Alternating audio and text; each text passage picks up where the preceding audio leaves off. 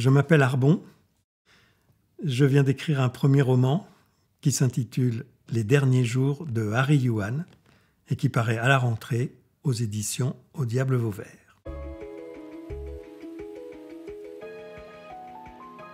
Je m'appelle Jean-Pierre Arbon.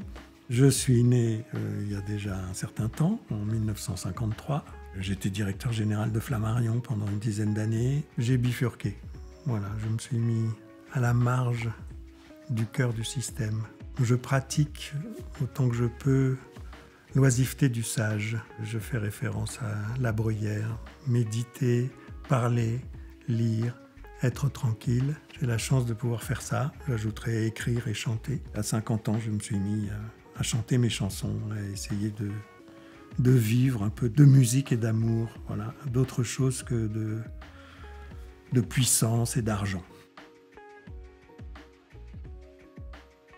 Il se trouve qu'il y a bientôt 30 ans, j'ai créé une entreprise qui était la première au monde à faire de l'édition en ligne, de l'édition numérique. Ça a été une aventure assez extraordinaire, au point que chaque fois que je racontais ce qui s'était passé avec cette histoire, on me disait « mais il faut que tu l'écrives, c'est un véritable roman ». Bon, au début, ça ne m'avait pas paru très évident, mais ensuite, je me suis dit, en effet, c'est vrai qu'il y a plein de choses extrêmement romanesques dans cette histoire, et en particulier la rencontre avec un homme, Harry Yuan, dont l'histoire m'a assez fasciné et qui est venu s'ajouter à l'histoire de l'entreprise que j'avais créée. J'ai eu le déclic en fait de me mettre en scène dans l'histoire, de retrouver ce personnage dont je voulais raconter l'histoire, et à travers son histoire, ma petite histoire qui nous avait amené à nous rencontrer. Une fois que j'ai eu ce petit déclic, j'ai démarré et ça s'est venu assez facilement, même très facilement.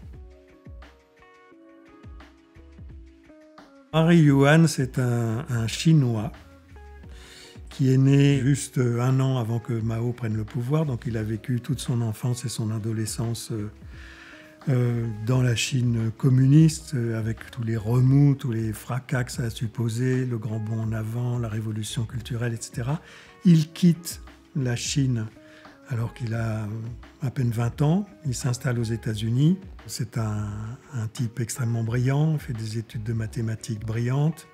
Il devient professeur de mathématiques à Caltech, qui est donc l'université de Californie. Et puis un jour, un peu par hasard, il crée une entreprise. Et cette entreprise l'amène à s'intéresser au numérique et à tout ce que la révolution numérique qui est en train juste d'apparaître va bouleverser dans l'économie traditionnelle et en particulier, puisqu'il commence par là, dans l'économie de la télévision. Et donc il invente le premier, quelles sont les modalités d'accès à la télévision à l'ère numérique. Et il fait fortune parce qu'il prend des brevets là-dessus et il devient milliardaire. Et dans le processus, il se fait évidemment pas mal d'ennemis. Et il y en a un qui est très puissant, qui s'appelle Dutchmore. Entre lui et Harry Yuan va s'entamer une sorte de lutte à mort qui va amener à la chute d'Henry Yuan et à sa déchéance d'une certaine façon, puisqu'il va faire de la prison et qu'après une année de prison, il va disparaître. Le contrat de lecture, je le donne par l'épigraphe de Stendhal que j'ai placé donc en tête du livre, où Stendhal dit « Tous les faits rapportés dans ce volume sont vrais, ou du moins l'auteur les croit tels. Il n'admet dans son livre que les mensonges absolument indispensables. » Et donc ça m'a beaucoup intéressé de mélanger, d'ancrer en fait cette histoire dans une réalité, mais très profondément, au point que on ne peut pas forcément savoir où la fiction commence, où la réalité finit, parce que même dans la partie fiction, elle est assez bien documentée. Parce qu'on va passer un bon moment. Il y a plusieurs sources de satisfaction potentielle dans ce livre pour un lecteur. Il y a d'abord l'histoire de Harry Yuan en tant que telle, qui est, je pense, assez romanesque, assez fascinante. Il y a le fond sur lequel se déroule cette histoire, c'est-à-dire le fond de la révolution numérique des années 90 et 2000, que je ne pense pas qu'on ait encore beaucoup raconté. Il y a aussi le capitalisme et les luttes de pouvoir qu'il engendre. Et puis il y a aussi un peu ce qui est sous-entendu dans le titre du livre, c'est-à-dire qu'est-ce qu'un homme vieillissant à la fin de sa vie, qu'est-ce qu'il pense en se retournant sur son parcours et comment finalement va-t-il approcher sa fin et sa mort.